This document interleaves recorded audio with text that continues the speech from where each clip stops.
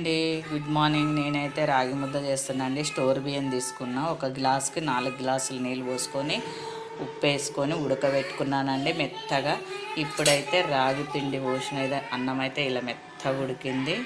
ఇప్పుడు పిండి పోసి ఒక 5 నిమిషాలు అలాగే మూత పెట్టి మగ్గ పెడదామండి. సిమ్లో పెట్టినాను అండి. ఇప్పుడు అంతా కలబెట్టుకుందామండి, అడుగంటకుండా. ముద్ద కదా, ఇలా మంచిగా కలబెట్టుకోవాలి అండి. ముద్ద కలిపినాను, కొద్దిసేపు మగ్గ పెడతానండి. ఇదిగోండి 4 ముద్దలు అయినాయండి. మాకి తారగానికి ఒకటి, మాకి ముగ్గురికి 3 అండి. ఇదిగో 4 ముద్దలు అయినాయి. ముద్ద కట్టేటప్పుడు వీడియో తీయలేదండి, పట్టుకోనికే రాలేదు నాకు.